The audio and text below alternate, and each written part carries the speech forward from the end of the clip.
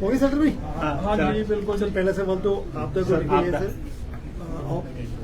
आपदा को लेके क्या सिचुएशन है? कुछ लोग स्टैंडर्ड है निकल गए सारे, और असेसमेंट के हिसाब से और फर्दर क्या इस बात को प्रेशर करेंगे इसको नेशनल कैलेमिटी डिक्लेयर किया जाए?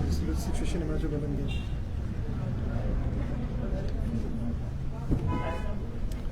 जहाँ तक आपदा की बात है, हर जगह अभी भी तबाही का मंजर है। कोटखाई, चढ़गांव, सब जगह क्षेत्रों में भारी बारिश के कारण बहुत बड़ा नुकसान हिमाचल प्रदेश को हुआ है। तकरीबन 8,000 करोड़ रुपए के नुकसान का अनुमान है, और कई जगह लैंडस्लाइड के कारण जान माल का भी नुकसान हुआ है। मैंने पहले भी कहा था कि पूरे प्री मानसून में हमारा इतना ज़्यादा नुकसान हो चुका, अब तो मानसून पीक पर है, और हम सरकार से आग्रह कर रहे हैं कि हमें अंतरिम राशि की पहली किस्त जल्दी मिल जाएगी केंद्र सरकार से, और ये इस आशा के साथ कि हमें अंतरिम राशि तुरंत मिले। लेकिन इसका ये मतलब नहीं है कि हमने आपदा में जो फौरी राहत है उसको पहुंचाने में देरी की है। हमने जो फौरी राहत थी जो 7 से 11 जुलाई के बीच में आई थी, उन सभी जो प्रभावित परिवार थे उनको आपदा राहत की राशि आवंटन कर दी है। और जो विकास के कार्यों के लिए हमने 50 करोड़ रुपया जो सड़कें बंद थी उसको खोल दिया गया है, क्योंकि सेब का सीजन चल रहा है, और सेब के सीजन के वक्त हमने कहा है कि सभी सड़कें निकलेगी। रोडू से लेकर ठोक तक 4, और एसडीओ जेईस के हमने सब डिवीजन लगाए हैं, और कुमार सेन से लेकर उसमें एडिशनल एसडीओ एक्सियन और अदर स्टाफ लगाया है। चौपाल वाले में भी अदर स्टाफ लगाया है, और अभी मेरी एक और बैठक होने वाली है। तो आपदा प्रभावित लोगों को हम अपनी सरकार पूरा प्रयास कर रही है दिन रात मेहनत करके, ताकि आपदा प्रभावित को तत्काल राहत मिले।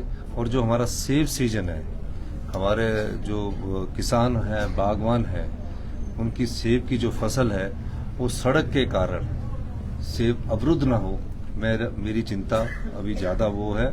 और जो लैंडस्लाइड में जिनके घर दब गया वहाँ तक प्रशासन को पहुँचाना जरूरी है। सर अलर्ट अभी भी है क्या? 4 दिन का ऑरेंज अलर्ट अभी जारी हुआ है, और लेकिन आज का दिन जैसे थोड़ा अच्छा रहा। लेकिन बरसात की बारिश में क्या होता है कि यहाँ ठीक होगा तो दूसरी जगह तेज बारिश हो जाती है। तो अभी जो रिपोर्ट है कि अभी तक तो ठीक रहा है, लेकिन अभी भी प्रयास जारी है। सर जिस तरह से नुकसान हुआ है सर, जिस अनप्रेसिडेंटेड पहले नहीं हुआ, क्या सरकार का फोकस रहेगा कि इसका कॉम्पेंसेशन थोड़ा केंद्र सरकार भी? देखिए, केंद्र सरकार ने अपनी टीम भेजी है, और बहुत जल्दी उन्होंने अपनी टीम भेजी है।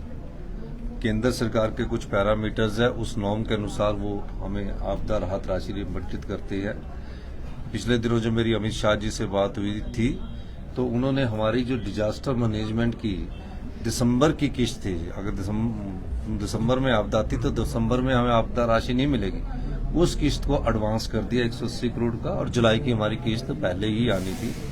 तो वो हमारी बजट का आवंटन है, उसमें हम ही नहीं है, सभी राज्य होते हैं। मैं देख रहा हूँ कि कई प्रकार की स्टेटमेंट दे रहे हैं, वो तो हमारी आवंटित राशि है। जो आपदा के संबंधित हमें अंतरिम राहत मिलनी है और फिर पूरी राहत मिलनी है, वो तो केंद्रीय कमेटी जाकर देगी।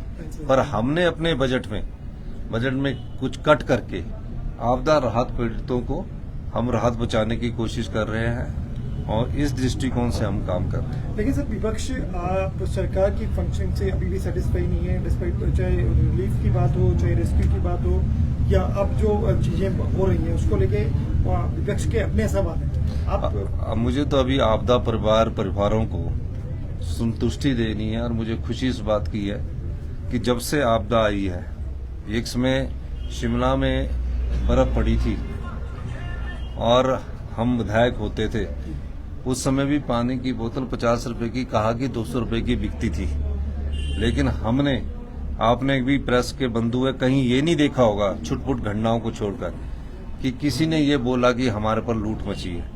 आपदा प्रभावित परिवारों में आप जाकर ये कर सकते हैं, कुछ एक अगर कहीं रह गए होंगे, प्रशासन की नजर में नहीं आएंगे, सभी आपदा प्रभावितों को 5,000 रुपये राहत राशि मिलती थी। वो भी पटवारी के तो वो बनता था, पटवारी उस करता था। हमने 5,000 रुपये की राशि को नियमों को बदलकर 1 लाख रुपए कर दिया। जिसकी भैंस गाय इस आपदा में मरी है उसके लिए 55,000 रुपये कर दिया, जबकि रिलीफ मैनुअल कुछ और है। और अगर भेड़ बकरी वाला कोई बचा है उसको हमने बढ़ाकर 6,000 रुपये कर दिए, यानी कि भेड़ की पूरी कीमत कर दी। ये पार्शल डैमेज मकानों को 1 लाख किया है। जो डैमेज मकान है उसका हम असेसमेंट कर रहे हैं। उन परिवारों को जिनका मकान बह गया है उनको भी हमारी राहत देगी। मैं सिर्फ विपक्ष को ये कहना चाहता हूं कि इस समय हम सबको इस मुसीबत की घड़ी में इकट्ठा होकर काम करना है। ठीक है, आप पिछले कुछ दिनों से राजनीतिक सीख रहे हैं, टीवी में आना चाहते हैं, अगर अखबारों में आना चाहते हैं, आरोप लगाना चाहते तो लगाइए, लेकिन मेरा मानना है कि मेरा इस समय इनकी बात को कुछ नहीं कहना चाहता। मैं इस सब बातों के लिए, जब आपदा से हमें छुट्टी मिलेगी, प्रभावित परिवारों को हमको राहत पहुंच जाएगी, तब हम विधानसभा सत्र में इनकी एक एक बात का जवाब देंगे। एक महत्वपूर्ण और घटनाक्रम हिमाचल प्रदेश में राजधानी शिमला में घटा से ब्लास्ट वाली घटना है, उसको लेके बहुत तरह के सवाल, उसको लेके क्या अपडेट है सर? देखिए, अभी एनएसजी की टीम की ये हमारी पुलिस ने वो किया है, लेकिन ऐसी कोई बड़ी बात की बात नहीं है। लेकिन एक जब एनएसजी टीम आती है तो एक इकट्ठा करती है, उसके आधार पर वो देखती है कि कहीं कोई ऐसा स्कोप तो नहीं है कि कुछ मिसक्रिएंट्स हो उसमें, तो उस प्रकार की घटना को मेरी सरकार भी जानने का प्रयास कर रही है, पर ऐसी कोई बात अभी तक हमारे पास जब रिपोर्ट आएगी तभी हम बता सकते हैं। बहुत बहुत धन्यवाद। सर जयराम ठाकुर ये कह रहे हैं कि आपके अफसर जो हैं वो यहाँ से राज्य से बाहर जाना चाह रहे हैं क्योंकि तालमेल नहीं है मंत्रियों में और अफसरशाही के। देखो, अगर तालमेल ना होता तो पूरी रात 2 दिन में 1 लाख रुपए ना पहुंचती। उनके समय तो 7 मुख्य सचिव बदले गए हैं। अपने गृहभाव में झांकिए, अपने सरकार के कार्यकाल में झांकिए। हम अधिकारियों के साथ बिल्कुल तालमेल है। जो अधिकारी हमारे साथ कंधा से कंधा मिलाकर और जो पुलिस के कर्मचारी हमारे से कंधा मिलाकर रात दिन इस आपदा प्रभावी से निकालने की कोशिश कर रहे हैं। अब जयराम जी को लग रहा है कि इनको डिमोरलाइज किया जाए क्योंकि केंद्र में वो सोच रहे हमारी सरकार है, तो इस प्रकार के ध्यान पूर्व मुख्यमंत्री को नहीं देखने चाहिए, उन्हें अपने गृहभाव में भी झांकना चाहिए। धन्यवाद। सर बच्चे भी आए हैं सर।